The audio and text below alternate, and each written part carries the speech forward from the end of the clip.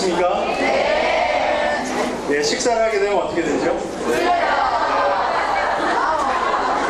자, 좋으실 준비를 하시고, 네, 저희 집사람에 의하면 제 강의는 강력한 수면제라고 보고 있습니다. 굉장히 졸음과 많이 싸우셔야 될 겁니다.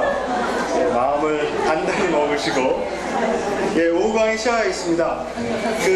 이제 올해가 2015년이기 때문에 2년만 있으면 2017년이 되면 종교개혁 500주년이 되는 해입니다. 1517년도에 10월 달에 말틴 루터가 비텐베르그 교회죠.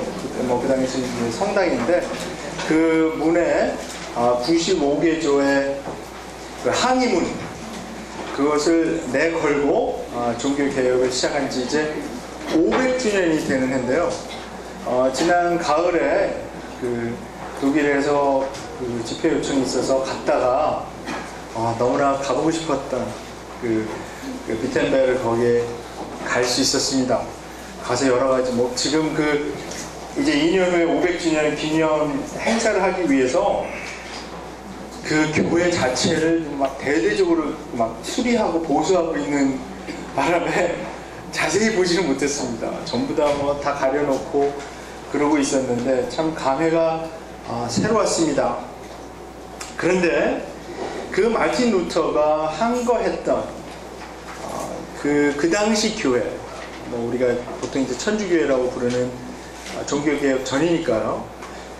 그 교회에서 그 당시에 유럽을 장악하고 있었던 그 신학이 뭐냐면 영광의 신학입니다. 영광의 신학. 이 영광의 신학이라는 것은 무엇입니까? 이것은 교회가 권력을 갖는 겁니다.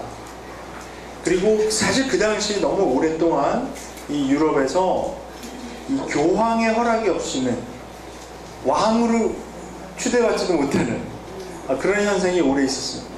그러니까 교회가 엄청난 재산을 형성을 하고 또 교회가 엄청난 권력을 가지고 막 세상 권력을 휘두르는 겁니다. 그래서 교회에게 찍히면 아무것도 되지 못하는 그런 일이 계속 있었습니다. 그래서 세상의 지혜와 힘에 의한 교회의 형성, 또 복음 전파, 그래서 교회가 권력을 갖고 섬기기보다는 군림하는 것. 그러다 보니까 말씀 루터가 보기에 그 당시 교회는 십자가의 원리에 따라서 교회를 형성하고 복음 전파를 하는 것이 아니라 영광에 의해서, 그 영광이 나타내는 것은 뭐냐면 세상 권력입니다. 세상의 원리, 힘의 논리, 성공의 논리, 그런 거 갖고 교회를 형성하는 겁니다.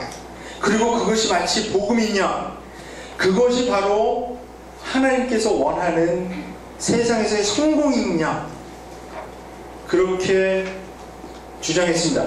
또 권력을 잡고 부유해지는 것이 하나님이 원하는 것이다. 그래서 벌리는 일마다 잘 되는 것이 하나님의 뜻이다 라고 주장하는 것이죠. 그래서 세상에서 잘된 사람이 교회 안에 들어와서도 인정받는 것, 그것을 영광의 신학이라고 규정했습니다. 마틴 루터는 그런 것들이 예수 그리스도께서 가르치셨던 방법이 아니라 인간들의 방법이라고 주장했고, 그래서 그 당시 교회가 회복해야 될 것은 십자가의 신학을 회복해야 된다, 그렇게 울부짖었습니다. 그러다 죽을 뻔했죠. 그래서 거기 독일, 이제 저희가 독일을 여행을 하면서 이제 어떻게 여행을 했냐면 제가 이제 독일을 잘 아는 사실 우리 동서가 독일 사람이기 때문에 좀 짜달라 그랬어요. 그랬더니 너무 볼 게 많다, 일주일 동안 여행을 하는데, 그래서 키워드를 2개만 달라 그래서 제가 성경과 종교개혁 이렇게 줬습니다. 그래서 그렇게 짜줬습니다. 그래서 이제 말틴 루터가 그 여행했던 그 종교 개혁을 하면서 여행했던 곳을 이렇게 쭉 다녔는데요. 그 다니는 중간에 얼마나 많은 그 테러 협박을 받고 사람들이 그 말씀틀을 정말 잡아먹지 못해서 그랬던 이야기들을 곳곳에서 이제 많이 봤습니다. 우리가 이 십자가의 도를 따라간다는 것, 또 십자가의 신학을 따라서 우리의 삶을 재정비하는 것, 값을 치러야 되는 것입니다. 그렇지 않고 저절로 되지 않습니다. 왜냐하면 영광의 신학은 번영 신학하고 맞닿아 있습니다.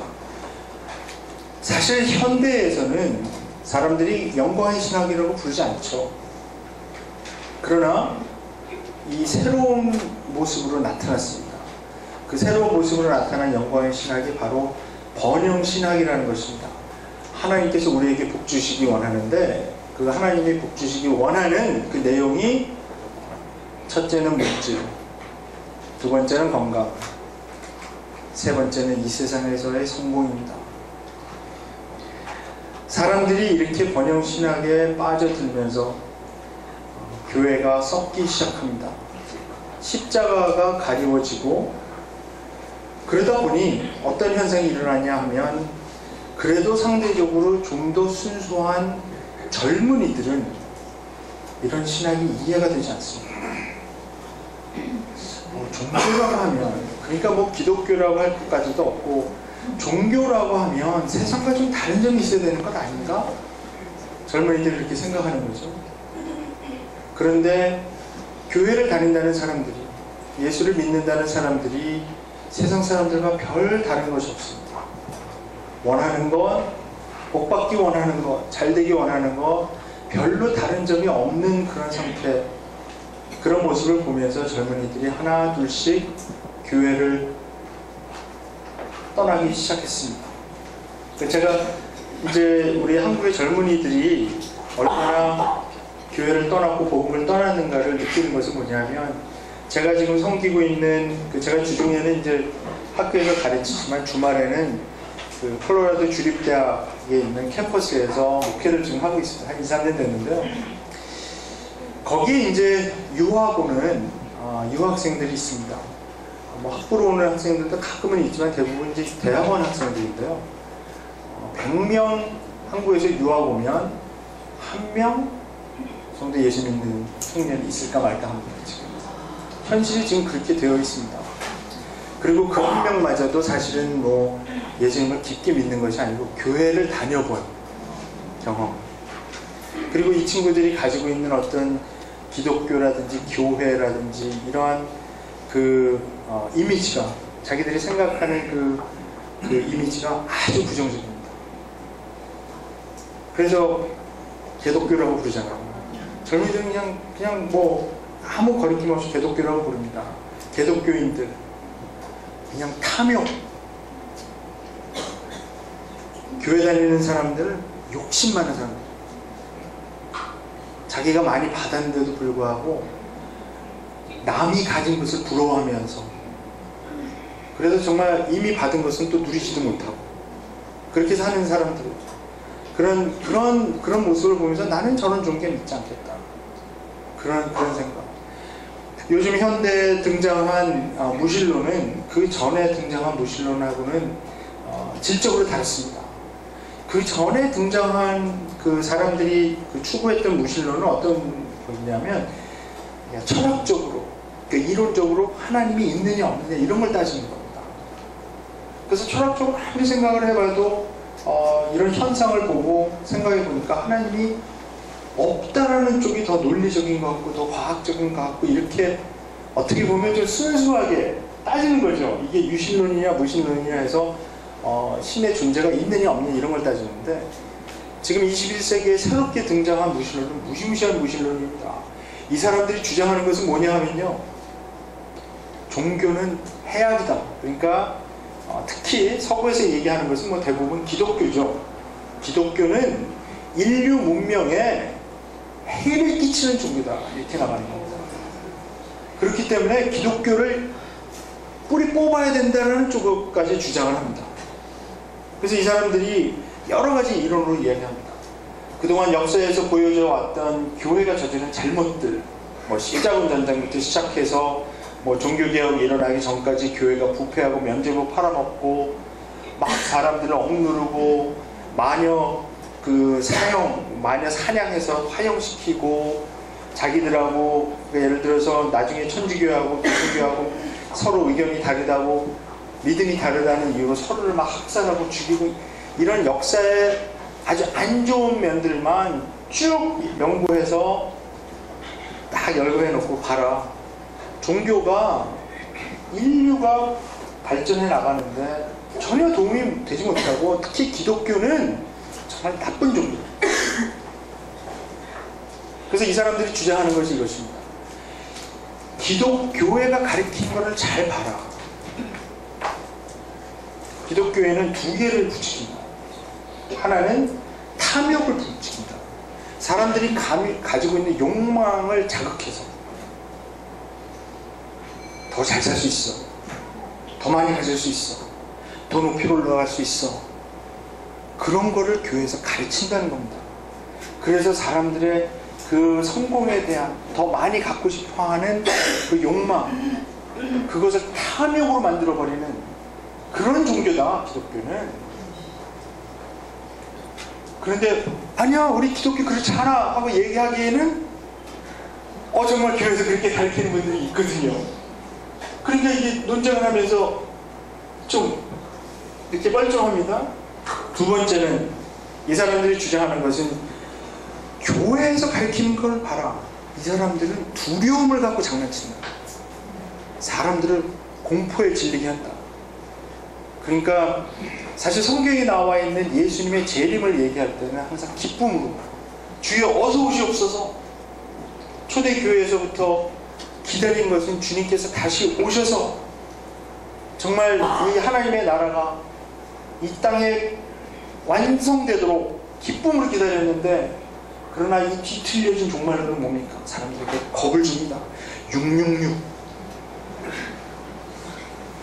하나님이 이 한국 사회 사람들이 못되게 보니까 메르스, 공포로 질리게 하는 거죠. 그래서 예수님의 재림을 얘기할 때도 뭐 어떤 사람은 휴가되고 어떤 사람은 안 되고 이렇게 사람을 겁에 질리게 하는 거예요. 그래서 이 사람들이 막 주장합니다.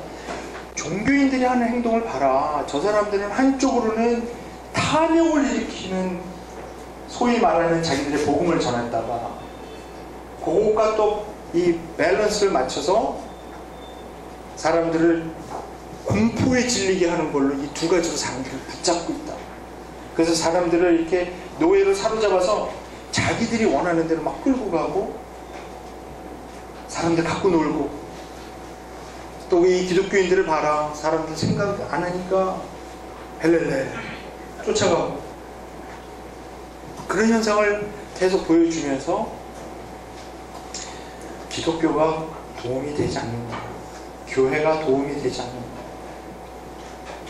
종교라는 것 자체가 이 인류 문명이 그 계몽주의 이래로 과학이 발달하면서 이제 드디어 머리가 깨기 시작했는데, 사실은 그 계몽주의가 일어나기 전까지 이 종교가 그걸 꽉 틀어막고 있어요. 인간의 이성을 틀어막고 있어서 인간이 발전하는데 너무나 방해가 됐었는데, 그래도 그걸 뚫고 인간이 이제 이성을 찾아서 이성으로 과학을 연구해서 이 세상 돌아가는 이치를 알게 되고, 그러면서 이 종교가 허구라는 것이 다 밝혀졌는데도 불구하고 사람들을 두려움과 탐욕으로 붙잡아서 아직도 저 교회를 유지하고 있으니까, 지금 새롭게 나타나는 이 무신론들은요, 이 무신론자들은 무시무시하게 교회를 없애야 된다고까지 얘기합니다. 그래야 인류가 진보하고 발전할 수 있다고 얘기합니다. 정말 그렇습니까? 여기서 제가 말씀드리고 싶은 것은 이것입니다. 우리가 만약에 십자가의 원리를 회복하지 못하면 이런 사람들이 주장하는 거에 할 말이 없습니다. 정말 우리가 하나님 믿고 예수님 믿는 게 우리 더 잘 되기 위해서 믿는 것인지, 우리가 정말 복받기 위해서 믿는 것인지, 정말 예수님께서 십자가에서 돌아가신 것이 우리 이 땅에서 더 잘 먹고 더 잘 살고 더 올라가고 더 많은 거 가지라고 그래서 희생하신 것인지, 아니면 예수님께서 나를 따르라 말씀하셨을 때 각자가 자기 십자가를 지고 나를 따르라 하셨을 때 그 의미가, 그 십자가가 정말 번영, 부, 모든 거 다 잘 되는 성공인지 잘 생각해야 합니다. 제가 지금 가르치는 그 학교에서 보면 우리 학생들이 한 99% 정도 백인 학생들이거든요. 근데 이 백인 학생들이 대부분 다 이제 상당히 중산층 이상의 부유한 가정에서 온 학생들입니다. 그런데 이 학생들하고 대화를 나눠보고 가르쳐 보면 이 학생들이 자기가 아는 학생도 있고 모르는 학생도 있지만 알게 모르게 이 학생들을 강하게 잡고 있는 복음이 바로 긍정의 복음입니다. 조엘 오스틴이라는 사람이 그 텍사스 그 휴스턴에서 지금 미국에서 가장 큰 교회가 됐죠. 거기서 퍼뜨리고 있는, 정말 대놓고 퍼뜨리고 있는 번영의 복음입니다. 한국에서도 많이 팔렸죠. 긍정의 힘, 잘 되는 나, 더 잘 되는 너, 막 이렇게 되는 거죠. 그런데 이 경향에 대해서 제가 클래스에서 이제 공간복음서 가르치고 요한복음 가르치고 바울 신학 가르치고 그러면 학생들이 자기들이 교회에서 그동안에 들었던 것, 알게 모르게 갖고 있었던 어떤 그 믿음의 확신들이 막 흔들리거든요. 학생들이 막 시험을 봤습니다. 그래서 제가 아주 못된 교수님, 학생들이 시험에 들게 하고 말이죠. 학생들을 그 행복하게 못 만들고 학생들을 막 뿌리째 흔들어 놓고. 그래서 사실 제가 교수 초기에는요, 그 부모들한테서 항의 전화도 받고 그랬어요. 자기 애가 학교 한 학기 갔다 오더니 이상한 소리 한다고. 몇 년 전에 제가 이제 연구실에서 어떤 책을 읽다가 놀라서 의자에서 떨어질 뻔한 사건이 한 번 있었습니다. 그 책은 디트리 버네퍼라는 분이 쓴 따르라라는 책입니다. 독일어로 낙폴가라는 책인데, 따르라, 이것은 예수님께서 제자들 보고 나를 따르라 했을 때 그것을 따른 건데요. 그것을 제목으로 따온 건데, 이 책이 예수님의 산상수훈을 강해한 책이거든요. 근데 이 책에서 버네퍼 목사님은 1920년대에서 30년대에 이르기까지 독일 교회의 모습을 분석합니다. 이분의 결론은 이것입니다. 독일 교회는 그동안 값싼 은혜를 팔아먹고 있었다. 그래서 이렇게 선언합니다. 값싼 은혜는 우리 교회의 치명적인 적이다. 오늘 우리의 투쟁은 값비싼 은혜를 위한 것입니다. 사실 이 은혜 앞에 뭐 값이 싸다, 값비싸다 이거 붙이는 것 자체가 사실 모순입니다. 왜냐하면 은혜는 값이 없는 거거든요. 뭐 값을 주고 사고 팔고 하는 게 아니고, 정말 우리가 받을 수 없을 때 도저히 어떤 우리 뭐 값을 치고 살 수 없는 거죠, 원래는. 그러니까 은혜 앞에 이러한 cheap grace 아니면 costly grace 이런 말을 붙이는 것 자체가 모순이지만 이분이 일부러 그렇게 붙이는 겁니다. 왜 버네퍼가 이러한 아주 비장한 선언을 했는가? 그 이유는 1920년대, 30년대 젊은 신학자였고 루터교 목사였던 이 버네퍼 목사님은 어떻게 500년의 찬란한 종교개혁의 전통이 있는 독일 교회가 이렇게 무기력해졌는가? 도저히 이해할 수가 없다. 그래서 그 원인을 찾아야 되겠다. 해서 이것을 연구합니다. 산상수훈에 비추어 봐서 우리가 믿는 복음이 정말 올바르게 믿는 복음인가를 분석하기 시작합니다. 아돌프 히틀러가 1930년대 초에 정권을 잡습니다. 그 나라의 아주 절대 권력을 가진 총통이 되어서 가장 먼저 한 일이 뭐냐 하면 교회 지도자들을 모아서 협박한 일입니다. 아돌프 히틀러가 이 교회 지도자들이 이렇게 설명합니다. 내가 이제 앞으로 인류를 위해서 인종 청소를 해야 되겠는데, 특별히 우리 인류를 힘들게 하고 너무 암적인 존재인 독 같은 이 유대인들을 내가 이 지구상에서 완전히 없애는 것이 나의 사명이다. 그래서 이 유대인들을 다 씨를 말리려고 하는데 목사님들이 좀 도와줘야 되겠다. 목사들이 앞장서서 왜 이것이 꼭 필요하고 하나님의 뜻인지를 좀 설교를 해주시고 교인들을 좀 격려를 해주셔야 되겠는데, 만약 그렇게 안 하시면 죽일 것입니다. 이렇게 딱 얘기했습니다.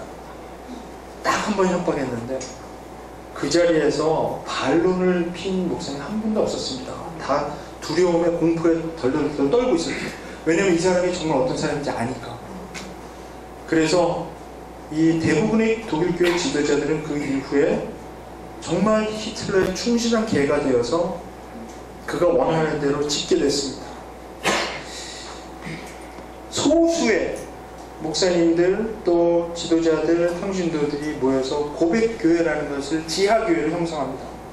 그래서 히틀러에게 항거하긴 하는데 이분들은 너무나 약하고 소수의 분들이고, 그래서 버네코 목사님도 신학생들을 데리고 지하로 숨어서 지하 신학교를 이제 합니다. 그래서 같이 사는데, 그래서 이제 그때 같이 나눈 말씀들이 이러한 책들입니다. 또 다른 책들도 있는데요.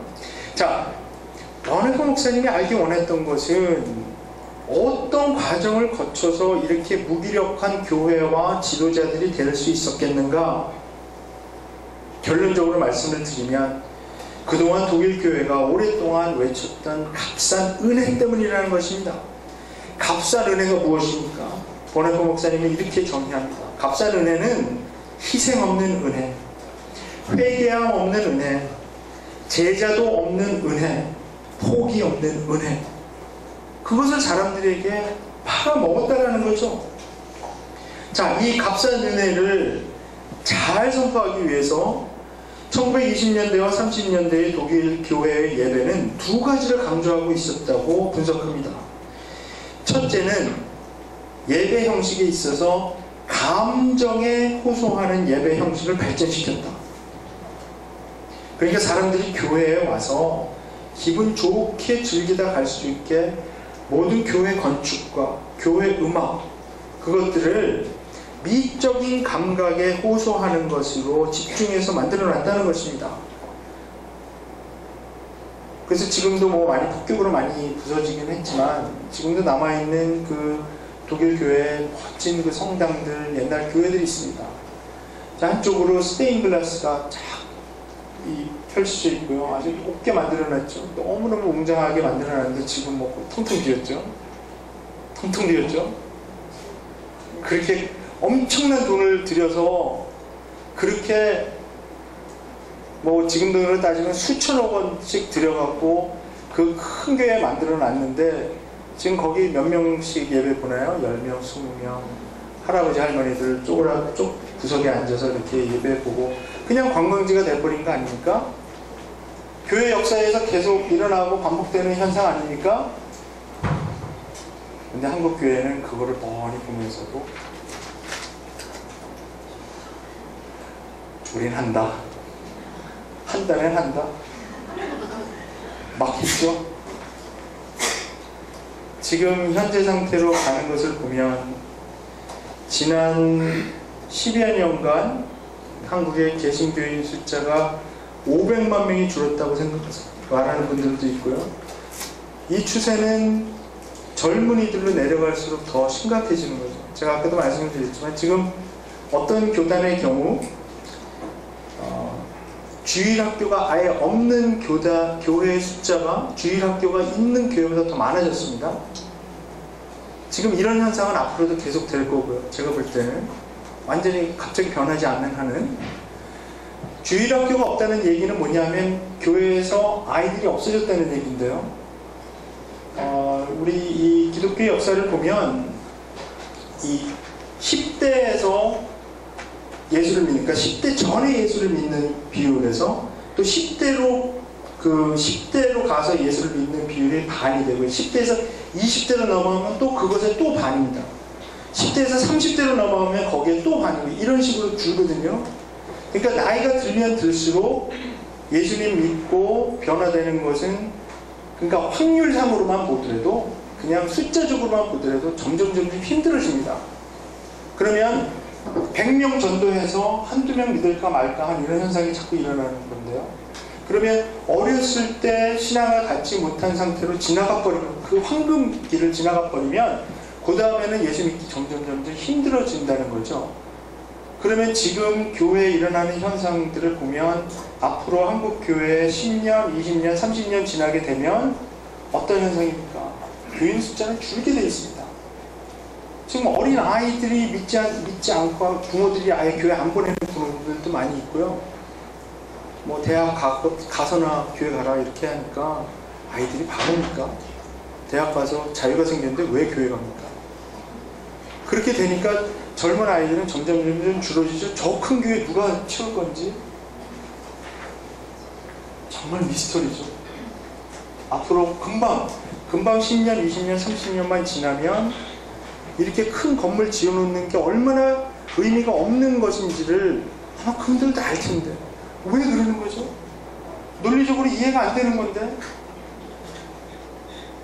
그렇게 크게 영광의 신학을 추구하려고 교회 역사에서 뻔히 보는데도 또 그런 식으로 한다는 거는 이게 바보입니까? 미친 겁니까?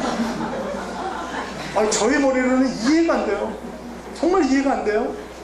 근데 그러면서 하나님께서 다 하셨다고 그러더라고요. 그랬더니 어떤 사람이 그 인터넷에 공을 하나 쳐서 하나님께서 당하셨습니다. 뭐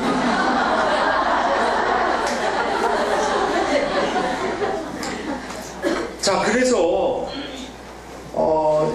근데 더 무서운 것은 두 번째입니다. 제가 이 부분에서 의자에서 떨어졌는데요. 독일 교회가 이 값싼 은혜를 팔아먹기 위해서 설교 내용에 축복을 외쳤다는 겁니다. 사람들이 듣기 좋아하는 말로만 설교하면서 사람들이 듣기 원하는 메시지를 전하기 시작했고, 그러니까 우리가 영적으로 보면 사람들이 필요한 메시지가 있고 사람들이 원하는 메시지가 있습니다. 사람들이 대부분 성도들이 원하는 메시지는 너무 당연하게 좋은 말이죠. 긍정적인 말, 복 받는다는 말, 잘 될 거라는 말. 그런데 성도들이 필요한 말이 있습니다. 그런데 그 필요한 말 중에 상당 부분이 성도들이 들으면 불편해하는 말. 성경에 드러나 있는 많은 말들 중에 우리들이 들으면 그냥 기분 좋아지고 그냥 흐뭇해지는 말씀이 있는 반면에 또 우리가 정말 성경을 문맥을 통해서 읽다 보면 너무나 불편해지는 말씀이 있어요.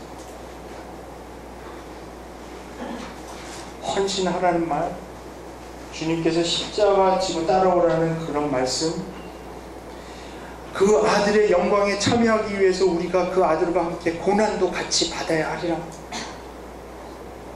주님께서 우리에게 믿는 특권만 주신 것이 아니라 고난을 받는 특권도 주셨다. 무릇 경건케 살고자 하는 자는 다 핍박을 받으리라. 이런 말씀들, 버나코가 그 당시에 외쳐졌던 설교들을 분석해보니까 이런 말들은 없더라는 거죠. 하나님 믿는 의미가 무엇인가? 이렇게 정리해놨습니다. 이 세상에서 축복받는 것이다. 물질적인 축복, 건강의 축복, 가정의 축복 등등 독일 교회에서 이것을 줄기차게 외쳤다는 겁니다. 제가 왜 의자에서 떨어질 뻔했는지 아시겠죠? 마치 요즘 미국 교회를 묘사하는 줄 알았습니다. 마치 요즘 한국 교회를 묘사하는 줄 알았습니다. 키에르케고르가 말했던 머리털이 바짝 서는 경험입니다. 그런데 이러한 긍정의 복음, 이러한 번영 신앙, 이런 것들은 우리를 완전히 무기력하게 해서 우리로 하여금 빛과 소금이 될 수 있는, 빛과 소금의 역할을 할 수 있는 그 능력을 빼앗아 갈 것입니다. 제가 번영신학에 대해서 잠깐 말씀을 드리겠습니다. 이게 사실 이 번영신학이라고 하는 것이 갑자기 생겨난 것은 절대 아닙니다. 뭐 시대 대대로 다른 이름으로 이러한 그 복음이 이런 신학이 계속 있어 왔는데요. 특별히 우리나라에 또 한민족에게 영향을 많이 끼친 이런, 그러니까 그 영어로 하면 프로스페리티 가스펠인데요. 이 역사를 이렇게 뒤집어서 거꾸로 되돌아가면서 찾아보니까 결국 이게 미국에서 건너왔어요. 근데 이제 미국에서 어떻게 해서 건너왔나 어떤 그 근원을 이렇게 보니까 이게 지금 미국의 역사하고 상당히 아주 깊은 관련이 있어요. 미국에서 1920년대 말에 경제 대공황이 왔습니다. 그러니까 이 자본주의가 완전히 실패했다라고 막 사람들이 얘기할 정도로 막 갑자기 하루아침에 실직률이 50%, 그러니까 2명 중에 1명은 직장을 잃어버리는 이런 엄청난 사건이 왔고요. 특히 그 미국의 남부지방에는 처참한 상황들이, 정말 사람들이 막 굶어 죽기도 하고 막 하루하루 살아가기가 너무나 힘들어지는 그런 엄청난 타격을 입는, 그러니까 경제 구조가 완전히 무너져 내려가면서 그런 때가 왔는데, 그때 이제 그런 것들을 돌아다니면서 천막을 치고 복음을 전했던 전도자들이 있습니다. 이런 분들이 대부분 어떤 분들이냐면 우리 여기 한국으로는 이제 순복음 계통이에요. 그러니까 오순절 계통이라고 해서 펜테코스탈 프리처들인데요. 이분들이 정말 정말 훌륭한 분들이죠. 다니면서 동네마다 가서 천막을 쳐놓고 이제 거기서 이제 부흥 집회, 전도 집회를 하는 겁니다. 복음을 막 전하는데 그분들이 전해야 했던, 그러니까 그분들이 정말 지금 금방 먹을 것도 없고 입을 것도 없고 막 이렇게 처참하게 살아가는 사람들에게 전할 수 있는 메시지가 무엇이겠습니까? 하나님이 공급해 주신다, 하나님이 돌봐주신다, 보호해 주신다. 틀린 거 아니죠. 그런 소망의 복음을 전했습니다. 그랬을 때 사람들이 정말 구름같이 그 천막 집회에 몰려들고, 그러면서 그 복음을 듣고 나서 집회 마지막에 꼭 해야 되는 것이 뭐였냐 하면 바로 치유 집회죠. 근데 그 당시의 문헌을 읽어보면 이분들이 그 치유 집회를 할 수밖에 없었던 이유는 뭐냐 하면 이분들이 병원에 갈 수가 없는 거예요. 그러니까 어디 가서 치료를 받을 수가 없는 겁니다. 지금 먹고 살 것도 힘든데 병이 걸린다 그래서 어디 병원에 가서 의사 진료받고 약 먹고 할 그럴 여력이 없는 거죠. 그래서 이분들이 꼭 예배 끝나고 우리 하나님께 의지합시다, 그 아픈 분들 나오세요 해서 기도해 주기 시작했는데 정말 하나님의 능력이 나타나서 정말 상당히 다 고침을 받는 건 아니지만 상당히 많은 분들이 거기서 그런 치유의 경험을 하는 거죠.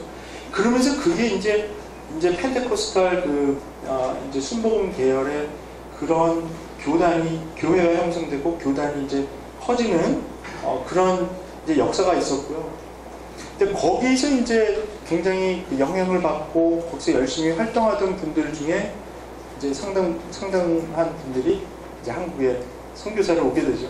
오게 되니까 1950년대에 이분들이 와서 한국 상황 보니까 똑같은 거예요. 더 처참한 거죠. 한국 전쟁이 일어나고 그 1920년대, 30년대 그 미국의 대공황 때보다도 더 처참한 현상이니까 여기서는 마찬가지로 또 천막을 쳐놓고 복음 전하고 치유 집회하고 거기에 또 영향을 받은 그런 복음을 배운 분들이 또 그런 소망의 복음을 전하고, 얼마나 사실은 이 하나님의 복음이 파워풀하게 능력 있게 그때 역사한 것입니까? 그런데 이것이 미국에서도 1950년대, 60년대, 이제 70년대를 넘어가면서 이제 변질되기 시작합니다. 왜 그러냐 하면 미국 역사를 보면 세계 제2차 대전에서 승리하죠. 그리고 50년부터 53년까지 우리 한국전쟁이 여기 6.25가 있었죠. 이랬을 때 그게 미국에게는 어떤 의미냐면 엄청난 경제적인 부흥입니다. 군수산업이 발전하면서 엄청난 경제가 발전할 수 있는 큰 비밀. 왜냐면 일단 전쟁이 일어났다 하면 사람들이 물자 아끼지 않죠. 지금 전쟁이 이겨야 되는데 물자를 아끼면 되겠습니까? 그러니까 이게 경제가 돌아가기 시작해요. 사람들 더 많이 고용을 해야 되고요. 그러면서 이 경제가, 미국 경제가 엄청나게 발전하기 시작합니다. 1950년대, 60년대 번영의 시대라 그래요. 미국의 역사가들이. 그러면서 이 번영의 시대가 오면서 미국의 이 중산층들이 아주 커집니다. 중산층 계층. 그리고 이 중산층들은 세계에서 유례를 볼 수 없는 그런 번영을 누리게 됩니다. 세계 역사상 볼 수 없는 그런 풍요를 경험하게 되죠. 그러다 보니까 이분들에게 전하는 메시지 자체도 변하기 시작합니다. 그전에는 정말 먹을 것이 없고 정말 고침을 받을 것도 없고 병원도 못 가고 그런 처참한 상태에서의 소망의 복음이었다면 이제 먹고 살만해지고 조금 살게 된 사람들에게 전했던 메시지는 더 많이 받았습니다. 그러면서 이 사람들이 성경에서 찾아내기 시작합니다. 구절들을 막 찾아내기 시작합니다. 앞뒤 문맥 상관없습니다. 구절에서 막 찾아내는 거죠. 하나님께서 원하는 것은 당신이 풍요롭게 되는 것이다. 우리 하나님은 긍정의 하나님입니다. 더 많이 누리려면 믿기만 합니다. 그러면서 이분들이 거기다가 심리학을 접목시킵니다. 19세기 중반에 하버드 대학교의 심리학 교수였었던 윌리엄 제임스라는 분이 있습니다. 근데 이분이 어떤 그 심리학을 발전시켰냐 하면 그 마음에 어떤 이미지를 자꾸 생각하고 그것에 집중하면 그것이 현실로 나타날 수 있다. 그러니까 사람의 마음이 가지고 있는 엄청난 파워가 있다는 거예요. 이거는 기독교 이런 거랑 전혀 상관없이 이분이 심리학적으로 그냥 발견해낸 거예요. 그걸 발전시켰는데, 그래서 그분이 발전시킨 게 뭐냐면 태도. 그러니까 우리가 갖고 있는 이 태도에 따라서 우리의 삶의 질이 밝혀질 수 있다. 그러니까 우리가 이 컵에다가 이 물을 한 이렇게 반을 놓고요. 반이 있는데 이것을 보고 우리가 태도가 긍정적인 사람들은 반이 찼다 라고 생각하는 사람하고, 부정적인 사람들은 저 반이 비었네. 그러나 여기 이 현상은 똑같은 거거든요. 다른 게 아니거든요. 근데 그렇게 생각하는 사람들의 그 삶의 질을 나중에 추적을 해보니까 긍정적으로 이 컵에 물이 반이 찼다라고 생각하는 삶의 질이 비었다라고 생각하는, 부정적으로 생각하는 삶의 질보다 훨씬 더 좋았다라는 거죠. 그래서 이런 분들이 심리학적으로 이런 것을 연구를 해서 우리의 태도, 애티튜드가 우리의 삶을 변화시킬 수 있다라는 것을 이제 심리학적으로 계속 증명해내고 규명해냈는데, 그것을 이제 노먼 빈센트 필이라는 분이 기독교에다가 접목을 시킵니다. 그래서 사실은 성경에서도 원래 하는 얘기다 이러면서 거기다가 접목을 시키고요. 그리고 그 노먼 빈센트 필 박사의 제자였었던 라버 슐러라는 분이 이거를 또 더 이렇게 더 기독교화합니다. 그래서 적극적 사고, 긍정적 사고 이런 것들을 접목시키죠. 지금 리더로 되어 있는 이 조엘 어스틴은 그 전통에서 최고의 천재입니다. 이분이 사실은 대학교 1학년인가 2학년 다니다 그만둔 분인데요. 그래서 이제 자기 아버지가 개척한 교회에서 그 뒤에 이 사운드룸에서 그 사운드 이게 조절하고 그러는 걸 아주 즐기던 청년인데, 제가 볼 때는 그분 천재예요. 성경 이런 거 다 상관없어요. 신학 이런 거 그동안에 내려왔던 전통들이 다 묶어갖고 엄청난 걸 만드는, 사람들이 잘 알아들을 수 있는 그런 말로 이렇게 표현하고, 그러다 보니까 그분 참 말씀 전하는 거 그동안에 이제 제가 연구하느라고 참 여러 편 봤는데요. 메시지는 항상 다 똑같아요. 성경 어디를 읽어도 메시지 결론은 다 똑같습니다. 긍정적으로 생각하고 행복한 마음 가지고 이렇게 살다 보면 모든 게 다 잘 될 거다. 근데 이런 거를 또 아주 또 재밌게 이렇게 쫙 하는데 아주 기가 막힌 소질을 가지고 있어요. 그러다 보니까 거기에 그 조엘 오스틴 교회에 제일 많이 방문하는 사람들이 누군지 아십니까? 역시 우리 한민족이죠. 한국인들이 가장 많이 방문을 하고요. 그래서 거기서는 이제 한국어로 통역할 수 있는 팀까지 만들어서 안내 잘 해줍니다. 목사님들도 많이 가시고, 그래서 여기서 어떻게 해서 이렇게. 근데 이런 거 하는 건데, 자, 제가 이런 말씀을 드리는 것은 뭐냐 하면, 이 번영신학이 그전에는 이제 한국에서는 기복신앙이다. 그래서 이제 비판을 많이 받았지 않습니까? 근데 그 전에 이제 오순절 계통, 순복음 계통의 그러한 것들은 이제 기복신앙이라 그래서 한국의 어떤 그 무속신앙, 그러니까 아침마다 어머님들이 물 한 그릇 이렇게 떠놓고 새벽마다 일어나서 그걸 빌었던 그런 거다. 그러니까 우리가 그 정말 창피하게 옛날 그 무속신앙을 우리가 쫓아가면 되겠느냐 해서 기복신앙이 막 비판을 받았죠. 비판을 막 받으니까 그 다음에는 새롭게 포장해서 더 세련되게. 그래서 번영신학의 그 이제 모습으로 새롭게 다 포장해서 나온 거죠. 그러다 보니까 사람들이 이거 싫어할 사람이 누가 있어요?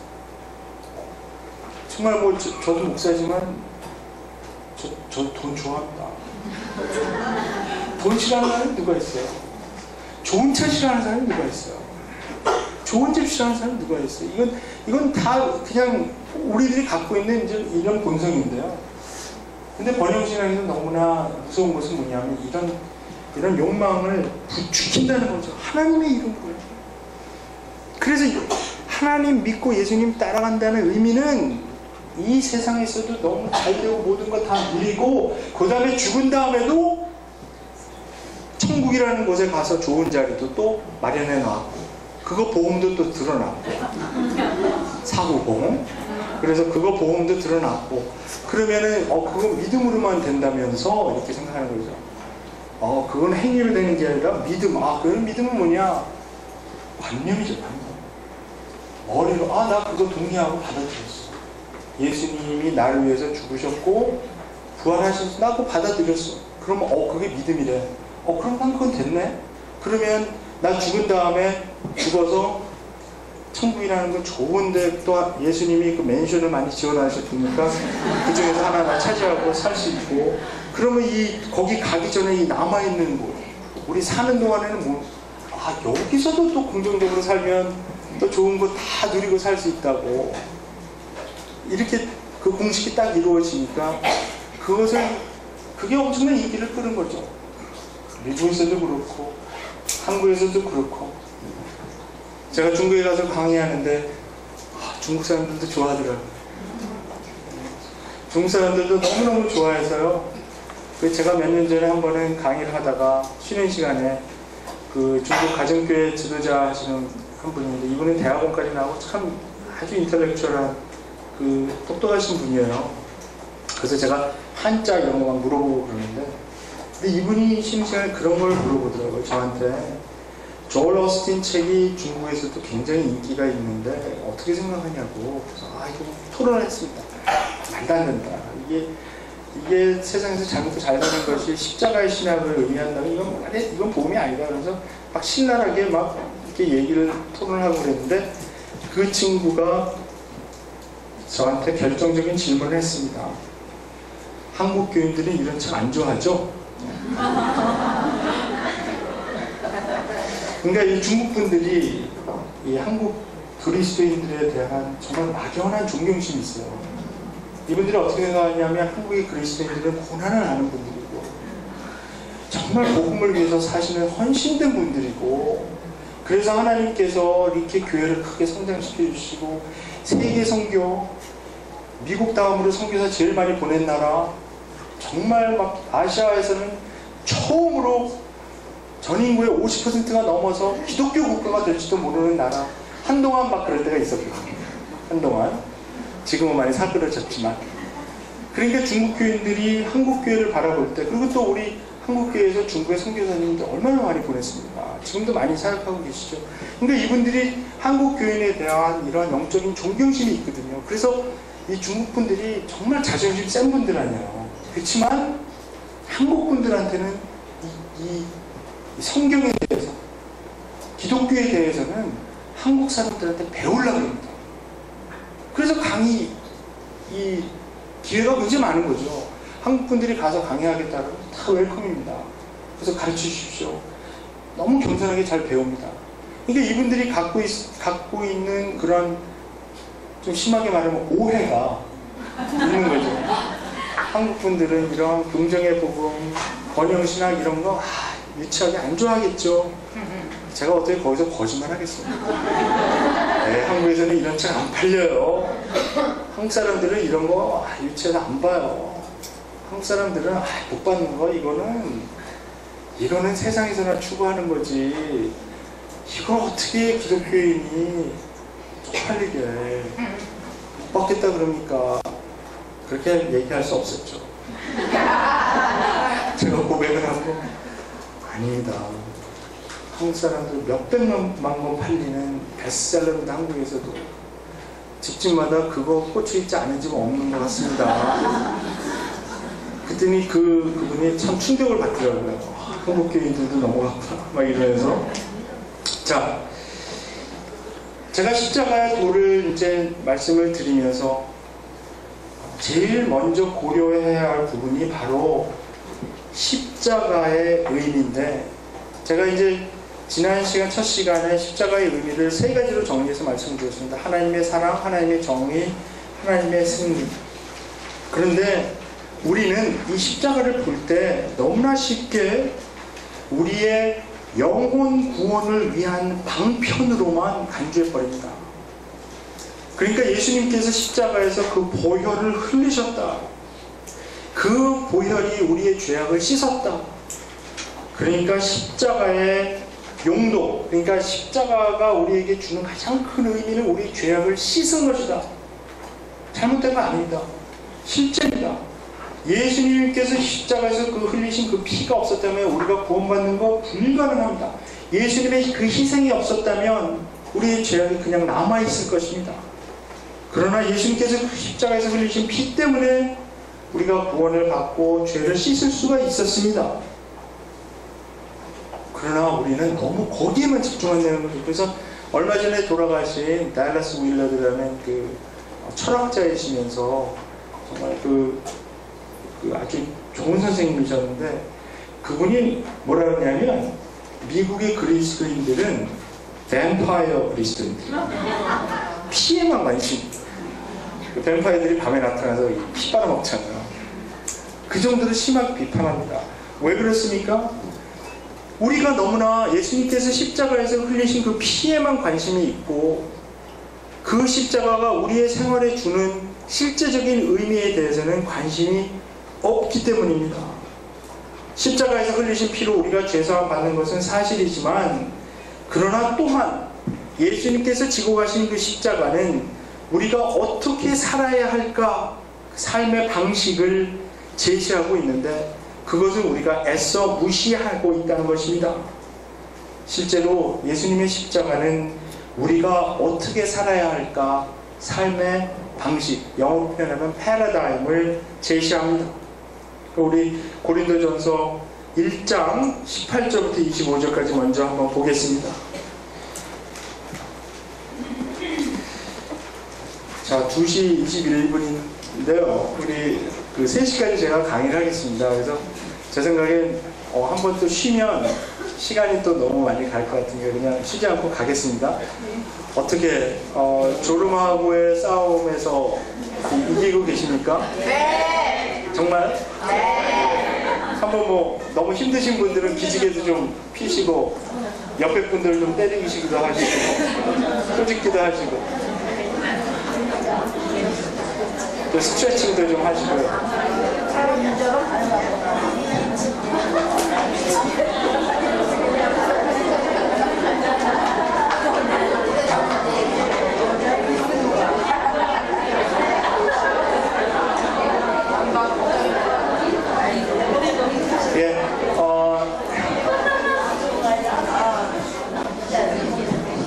예, 그리고 만약에 이제 강의 들으시면서 도저히 못 견디겠다 그러면 잠깐 눈을 붙이세요. 괜찮아요. 예, 너무 이 졸음이 올 때 너무 참으려고 하면 더 힘들어요. 그러니까 그럴 때는 저는 정말 굉장히 괜찮거든요. 그냥 잠깐 주무시고 그냥 눈 좀 감고 그렇지만 침 흘리고 그러지 마시고 조용히 아무도 모르게 이렇게 눈 좀 감고 좀 쉬시다가 다시 부활하시면 돼요. 이렇게. 자, 그러면 1장 18절부터 25절까지 한번 우리 교독해 보겠습니다. 제가 먼저 한 절 읽겠습니다. 그 다음에 우리 형제자매님들께서 읽어주세요. 십자가의 도가 멸망하는 자들에게는 미련한 것이요 구원을 받는 우리에게는 하나님의 능력이라.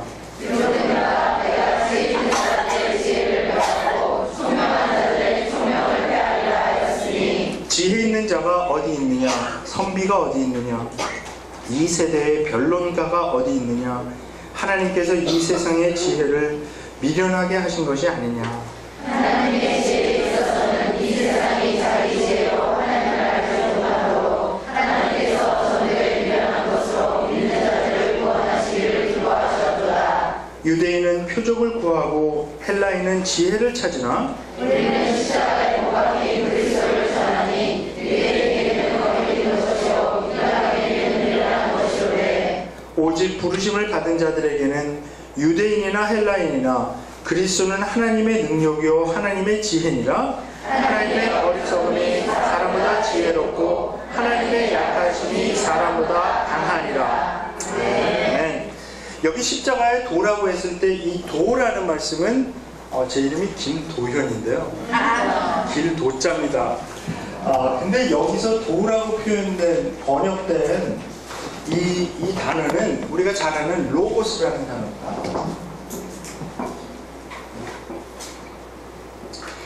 이 로고스라는 단어는 사실 철학적으로 헬라 철학적으로 굉장히 깊은 역사가 있는 기원전 6세기부터 사용된 아주 깊은 역사가 있는 것인데요. 우리가 시간 강의에서 그쪽 부분의 논의는 좀 하지 않기로 하고요. 여기서 가장 좋은 번역이 뭘까라고 생각해 보면 우리 새 번역에서는 이제 십자가의 말씀이다 이렇게 번역을 했습니다. 그것은 요한복음 1장 1절부터 이렇게 쭉 이 로고스에 관한 말씀이 나오는데 거기서 말씀으로 번역을 했거든요. 이 로고스를.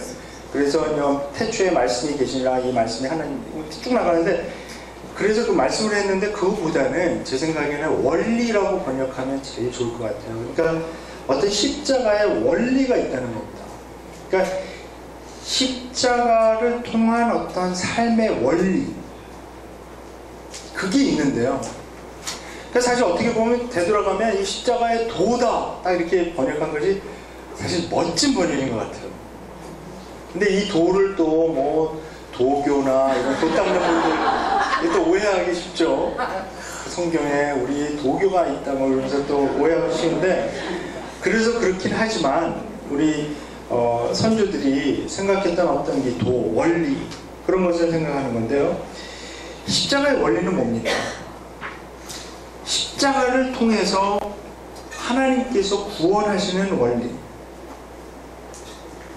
그런데 먼저 사도 바울이 어떻게 얘기하냐면요. 십자가의 원리가 멸망하는 자들에게는 미련한 것으로 보인다는 겁니다. 왜 그럴까요? 그것은 너무 당연하죠. 이 로마 제국의 가치관과 세계관으로 보았을 때 십자가라는 이 사형 형틀 이것은 극악한 범죄자들이나 아니면 정치범들을 처형할 때 사용했던 로마 제국의 사형 형틀인데 이 십자가가 보여주는 어떤 원리가 있는데 그게 구원을 얻게 하는 방편이다.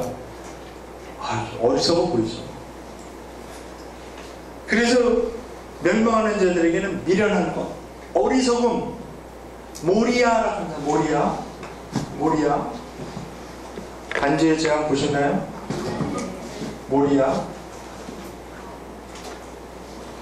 반지의 제왕 그 영화 보시면 거기 그 자기 몸을 잃어버린 그 어둠의 주, 다크 롤드, 어둠의 주님, 그 사우론이 그 이글거리는 그 눈, 그 불이 막 불타는 이글거리는 눈 같지만 남아있어서 그 자기의 그 몸을 찾으려고 막 그 사람들을 끌어들이는 거거든요.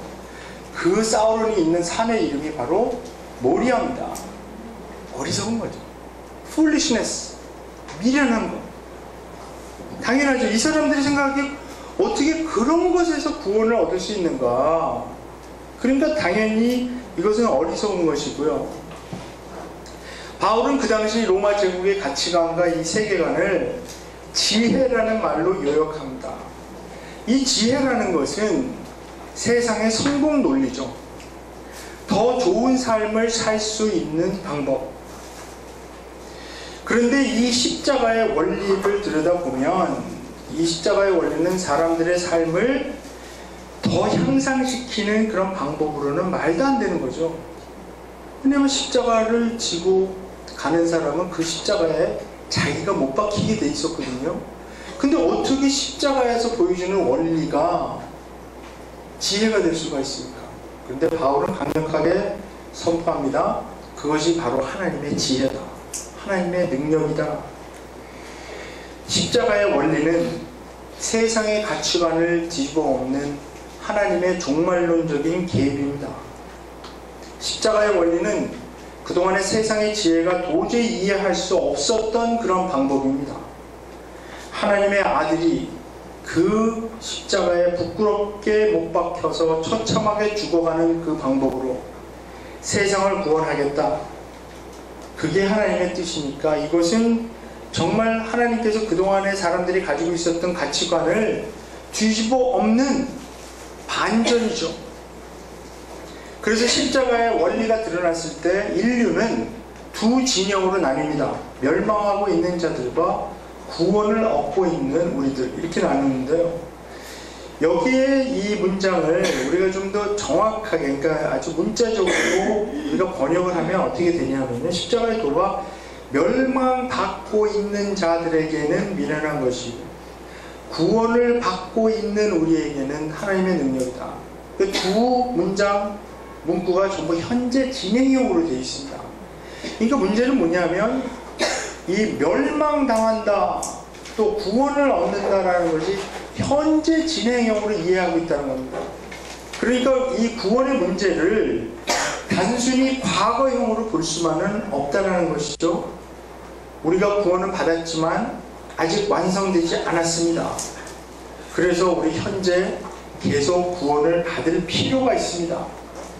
이것은 십자가의 원리가 그냥 아까 전 시간에 말씀드린 것처럼 십자가에서 예수님이 돌아가셔서 그 흘리신 피로 그냥 죄사함을 받아서 끝나버린 과거의 사건이 아니라 십자가의 원리가 우리가 지금 어떻게 살아가야 할까 그 삶의 방식을 보여주고 있는데 그 삶의 방식대로 따라가야 그 삶의 방식대로 살아가야 우리가 현재 진행형인 구원을 경험할 수 있다는 것입니다. 만약에 그것을 경험하지 못하면 과거의 구원, 그러니까 이 구원을 3시제로 나누어서 설명할 수가 있는데 우리가 믿음으로 의롭다 함을 받는 그 과거의 구원에서 구원이 완성되는 영화롭게 되는 그 영화의 과정까지 중간 과정이 십자가의 원리를 따라가지 못하면 잃어버리게 되는 거죠. 여기가 푹 빠지게 되는 겁니다. 그러면 구원의 완성까지 우리가 갈 수 없는 겁니다. 그래서 십자가의 도가 구원을 받고 있는 우리들에게는 하나님의 능력이 된다. 하나님의 파워가 된다는 거죠.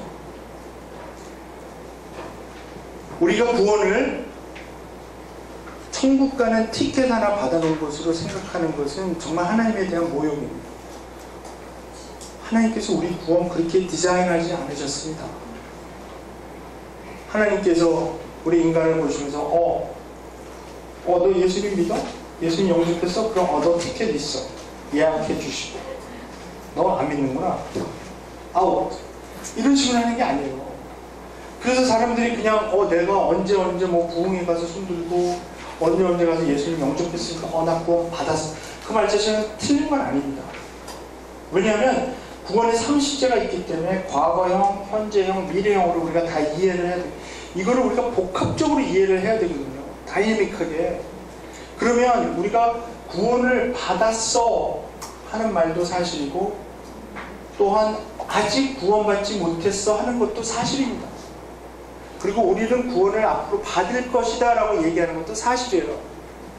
이 세 가지가 부딪히는 것이 아니라 이 세 가지가 같이 가야 되는 겁니다. 그래서 우리가 구원을 이해할 때 과거에 받은 구원, 현재 받고 있는 구원, 미래에 완성될 구원, 이 세 가지를 같이 이해를 해야 되는데, 이 십자가의 용도가 고린도 교인들이 오해했던 것이 이것입니다. 십자가는 과거에 일어난 내 죄 사함을 씻겨주는 그 피, 그 과거의 사건에 끝났다는 거죠.